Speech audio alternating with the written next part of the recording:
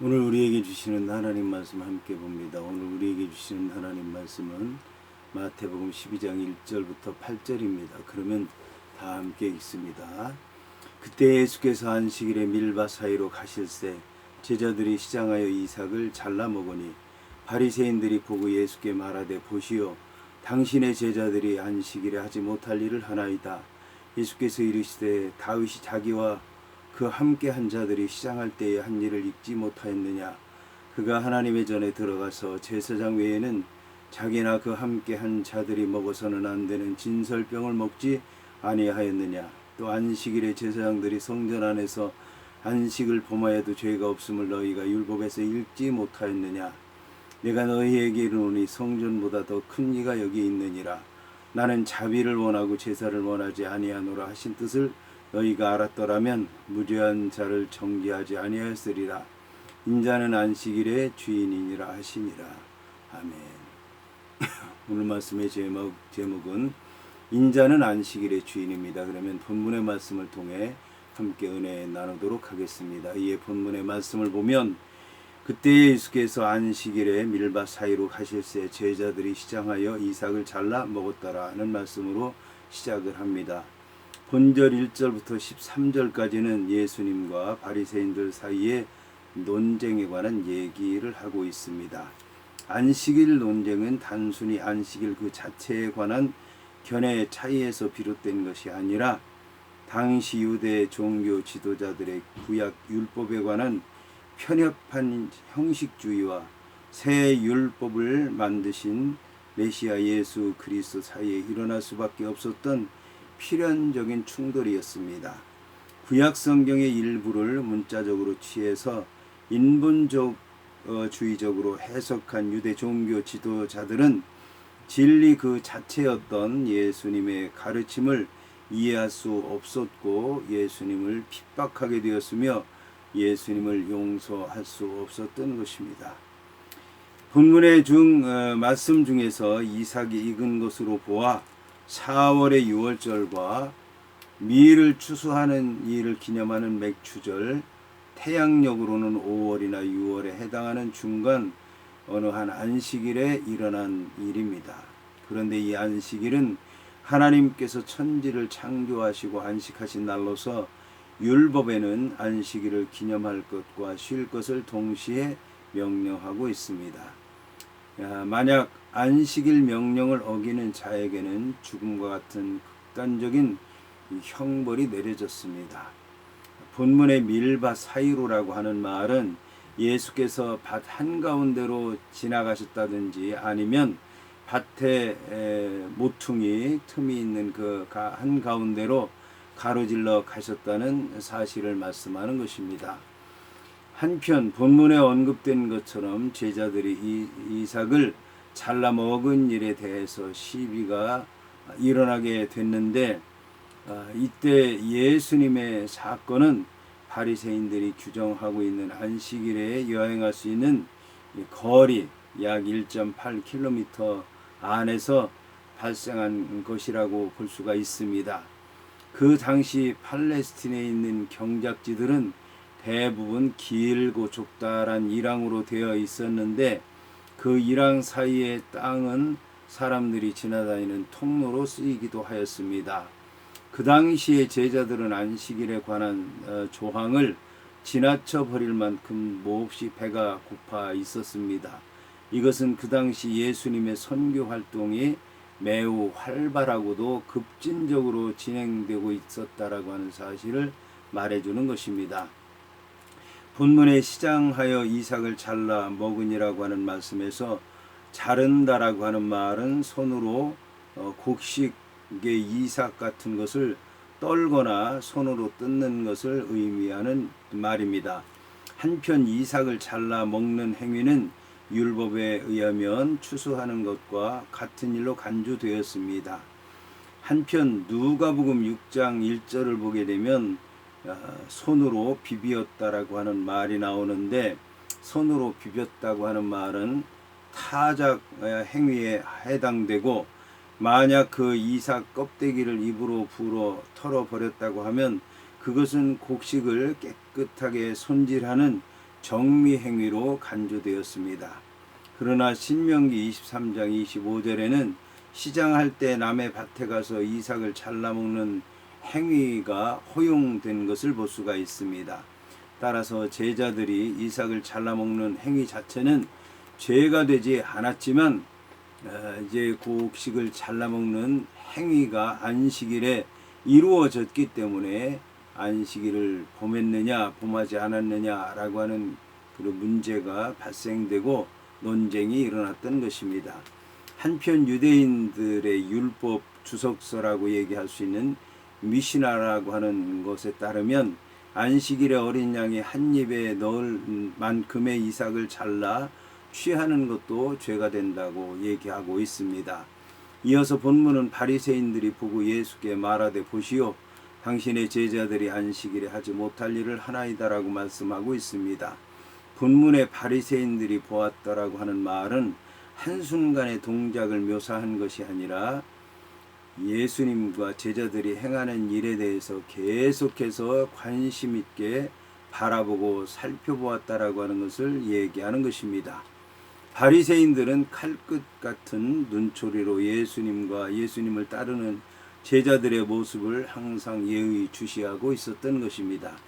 본문의 바리새인들이 보고 예수께 말하였다라고 하는 말을 통해서 알 수 있듯이 바리새인들이 보는 눈은 겉으로는 제자들에게 머물러 있는 것 같았지만 근본적으로는 예수님을 향해 있었다라고 하는 것을 보여주고 있습니다.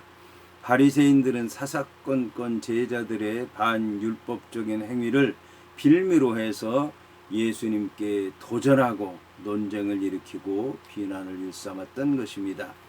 본문에 보시오 당신의 제자들이 안식일에 하지 못할 일을 하나이다 라고 하는 말에서 하지 못할 일이라고 하는 말은 합당하지 못한 일이라고 하는 뜻입니다. 한편 안식일에 해서는 안 될 일에 대한 규정은 모세의 율법에 의한 것이 아니라 유대인의 조상들의 유전에 의한 것으로 39개의 항목이 있습니다. 이러한 39개의 항목이 기록된 할라카에 의하면 성전에서 예배드릴 경우나 기근과 같은 것으로 말미암아 생명이 위태로울 경우에는 이제 그것을 지키지 않아도 되지만 본문의 경우에서처럼 피할 수 있는 경우에는 미일을 추수하는 경우와 같은 일에 관해서는 엄연한 범법 행위가 된다고 규정하고 있습니다. 그런데 본문의 사건이 있었던 때보다 훨씬 후에는 안식일에 대한 규정들이 다소 완화돼서 안식일일지라도 손으로 곡식을 잘라 먹는 것은 허락했지만 어떤 기구를 가지고 이러한 곡식을 터는 것과 같은 일들은 금지했습니다. 이어서 본문은 예수께서 이르시되 다윗이 자기와 그 함께한 자들이 시장할 때의 한 일을 잊지 못하였느냐라고 말씀하고 있습니다. 바리새인들의 공격에 대해서 예수님은 사무엘서에 기록된 다윗 이야기로 응수하셨습니다. 본문의 말씀은 사무엘상 21장 1절부터 6절까지에 나오는 사건으로서 다윗이 요나단의 도움으로 자신을 죽이려던 사울을 피해서 호위병 몇 명과 함께 도망하다가 노베에 있는 하나님의 전에 들어가서 제사장 아히멜렉이 주는 거룩한 떡으로 그들의 주림배를 간신히 채웠던 일에 관한 말씀입니다. 그런데 이 일은 제사장만이 먹을 수 있는 그 거룩한 떡, 하나님의 전에 진열되었던 12개의 떡을 먹을 수 있다고 하는 모세의 율법을 위반한 행위가 되는 것입니다. 사무엘상 21장 5절과 6절의 본문에는 이전에 있던 진설병이 나오고 방금 다른 진설병으로 대체되어 있는 것처럼 말하고 있기 때문에 다윗이 진설병을 먹은 사건이 안식일에 발생한 것으로 볼 수 있는 것입니다.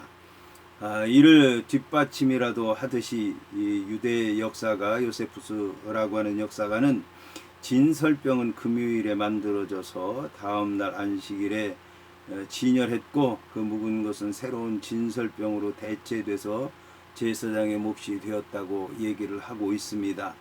여기서 예수님께서 의도하신 것은 다윗이 시장할 때 모세의 율법을 어겼으므로 시장한 그의 제자들이 조상의 유전을 어긴 행위도 용납될 수 있는 것이며 어떤 예외들을 허용해야 한다고 하는 사실을 주장하시려고 하는 것이 아닙니다.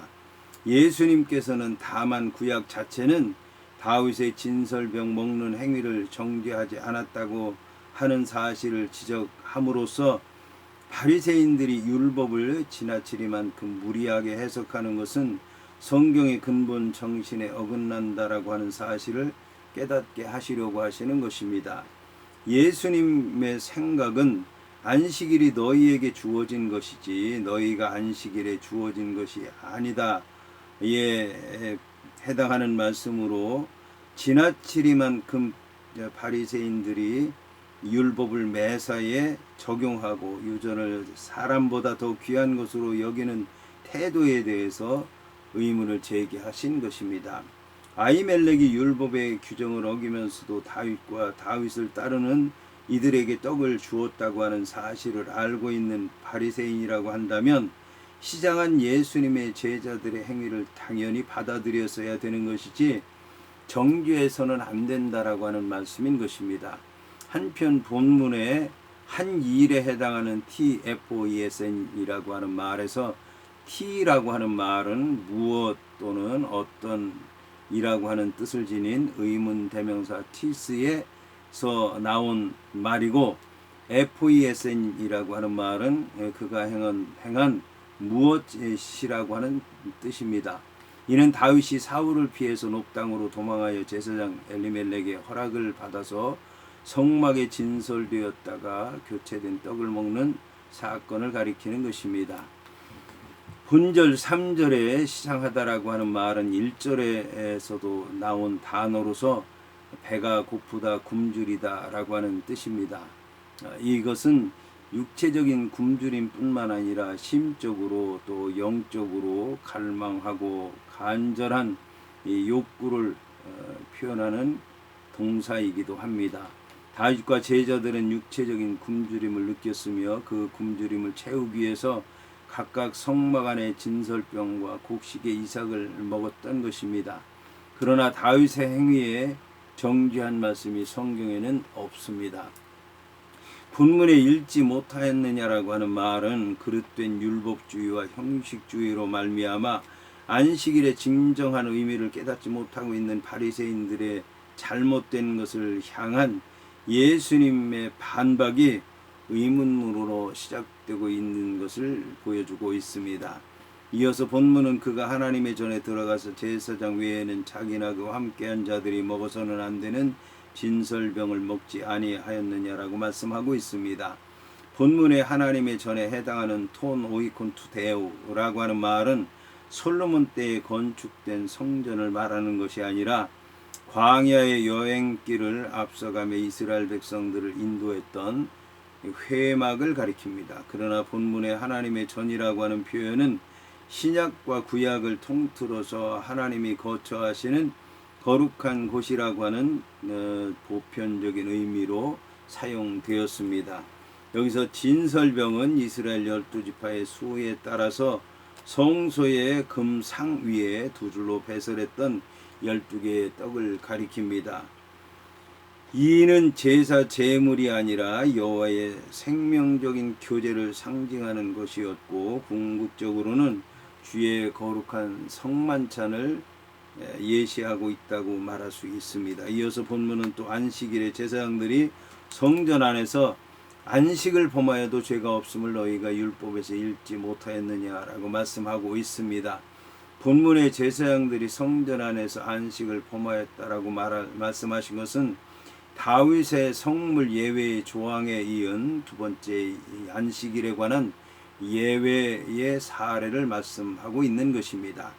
안식일에 관한 법은 출애굽기 20장 8절부터 11절까지의 말씀과 신명기 5장 12절부터 15절까지의 십계명의 말씀 중에서 네 번째 계명을 말하는 것입니다. 그러나 제사장들은 아무 일도 할 수 없도록 규정한 안식일 규례에도 불구하고 성전 안에서 매 안식일마다 하나님께 경배 드리는 의식을 행할 때 몇 가지 일을 행했던 것입니다. 예를 들면 진설병을 꺼내오고 새로운 진설병을 상에다 갖다 놓는 것, 그리고 수양 한 마리를 저녁에 하나님 앞에 번제로 드리고 또 수양 한 마리를 아침에 번제로 드리는 것과 같은 일을 했던 것입니다. 이러한 율법의 규정은 안식일에 관한 법이 하위법이고 성전에 관한 법이 상위법이며, 상위법을 지키기 위해서는 하위법을 범해도 된다고 하는 사실을 구약성경 자체가 인정하고 있다고 하는 것을 의미하는 것입니다. 여기서 문제는 제사장들이 성전 안에서 안식일 규정을 범한 것하고 안식일에 제자들이 이삭을 잘라먹는 행위하고 어떤 관계가 있느냐라고 하는 것입니다. 칼빈이라고 하는 사람은 성전법이 희생드리는 일과 모든 외적인 제사에 관련된 제사장들이 안식일을 범하는 범법 행위를 거룩한 것으로 인정한다고 하면 참되고 신령한 성전인 예수님께서는 그 예배하는 자들이 신성한 의무를 행할 때에 그들이 범한 모든 과오를 보다 더 거룩하게 하실 능력이 있는 것이다. 이에 더 나아가서 제자들은 현재 복음으로 말미암아 다소 거룩해진 그들의 영혼과 육신을 강건하게 하기 위해서 복음 전파 사역을 제대로 감당하려고 하는 생각에 열중해 있었을 것이다 라고 이제 말하고 있습니다. 따라서 제자들이 안식일을 범한 행위는 제사장들이 안식일에 제사를 지냄으로써 안식일 규정을 어기는 것과 마찬가지로 예수님의 구속 사업과 계속적인 복음 전파를 돕는 것과 예배를 드린다라고 하는 맥락에서 이해할 때 결코 잘못된 것으로 판단해서는 안 된다라고 하는 것을 얘기하는 것입니다. 이처럼 제사장들이 안식일에도 불구하고 성전 제사를 집례하기 위해서 일을 하여도 율법적으로 아무런 잘못이 없었다면 그 성전과 제사의 궁극적인 존재라고 할 수 있는 예수님과 예수님의 사역을 위해서 안식일을 범했다고 생각이 되는 제자들의 행동도 아무런 문제가 될 수 없다는 것입니다. 예수님께서는 율법 자체가 예외적이기는 하지만 분명히 안식일에 일하는 것을 명시하고 있다고 말씀하심으로써 안식일에 대한 유대인들의 고루한 생각에 대한 예수님의 새로운 입장을 말씀하셨습니다. 이처럼 예수님께서는 안식일에 대해서 외적이고 지금까지 내려온 전통적인 규례를 폐하시고 이제 하나님 중심의 내적이고 본질적인 규례에 대해서 말씀하시고 깨우치시고 교훈하고 계신 것입니다. 이어서 본문은 내가 너희에게 이르노니 성전보다 더 큰 이가 여기 있느니라고 말씀하고 있습니다.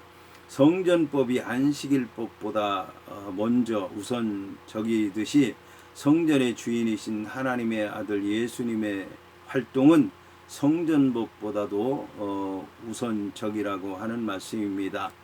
이 구절의 논쟁의 형식은 할라카의 규정들을 확립시키는 데 있어서 이미 공인된 논증 절차에 해당합니다.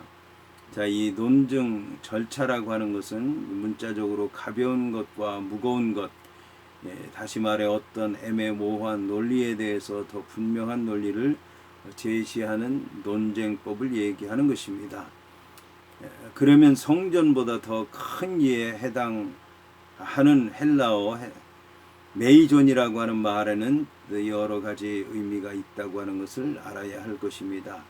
첫째, 예수님께서 하나님께 예배드리는 것이 성전에서의 제사장 예배보다 더 위대하다는 것입니다. 둘째, 성전보다 더 크다는 것은 제사의 명령보다 사랑의 계명이 더 크다는 것을 의미하는 것입니다.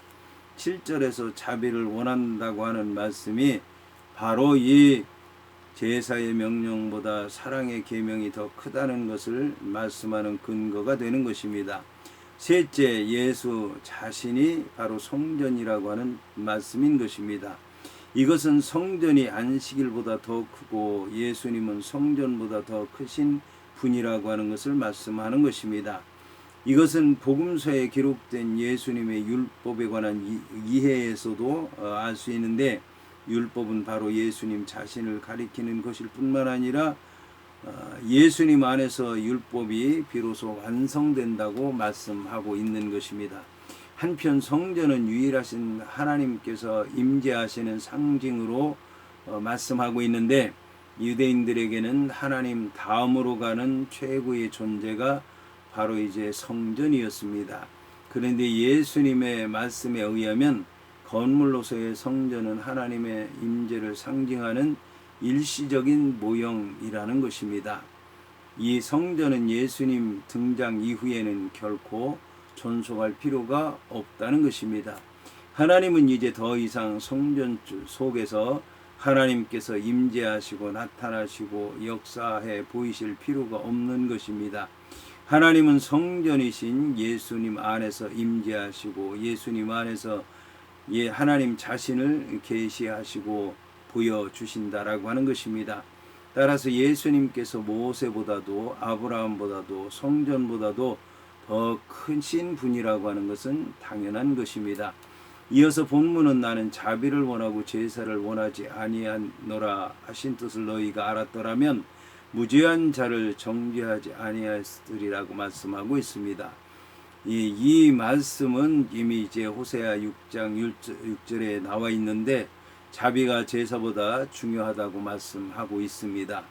여기서 자비에 해당하는 헬라어는 엘레오스라고 하는 말인데, 고통 중에 있는 사람들에 대해서 친절하고 이제 구제를 하는 행위로서 그 중심에 사랑과 자비와 헌신을 원하시는 하나님의 뜻이 있는데, 이러한 하나님의 뜻과 부합되는 경건한 행위라고 하는 것입니다.